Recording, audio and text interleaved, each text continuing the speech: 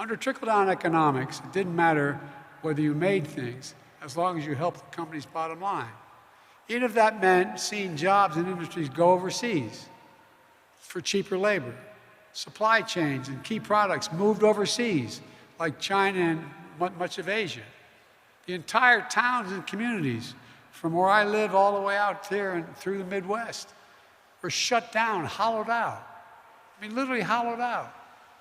All over the country, parents have to say to their, many of you, all elected officials, heard people tell you this, had to say to their children, honey, I lost my job.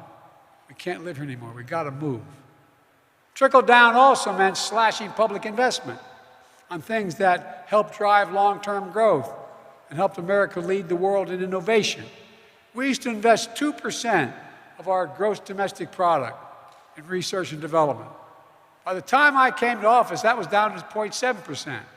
We used to be #1 in the world in research and development.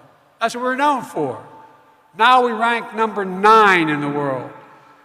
China decades ago was #8 in the world. Now it's #2 in the world. And other nations are closing in fast.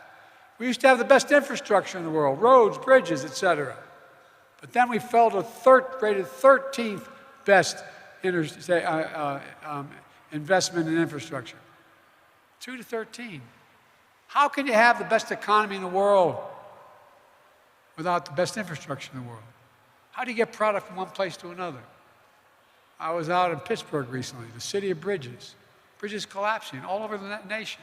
You've seen on television, railroad bridges collapsing. Bidenomics, we're turning this around. We're supporting targeted investments. We're strengthening America's economic security, our national security, our energy security, and our climate security. I designed and we signed a bipartisan infrastructure law. It's already announced, and I heard some of the speakers before touting some of it. It's already announced 35,000 projects across the country. Think of it this way. Nearly a century ago, Franklin Roosevelt's Rural Electrification Act, rural electrification, brought electricity to millions of Americans in rural America. 70 years ago, Dwight Eisenhower launched the Interstate Highway System, the largest infrastructure project to date in history. That's what the bipartisan infrastructure law does. It will be for our kids and grandkids, only bigger. Just last week, we announced our plan to bring affordable high-speed internet to end a decade of unaffordable and inaccessible internet to every home in America, every small business in America.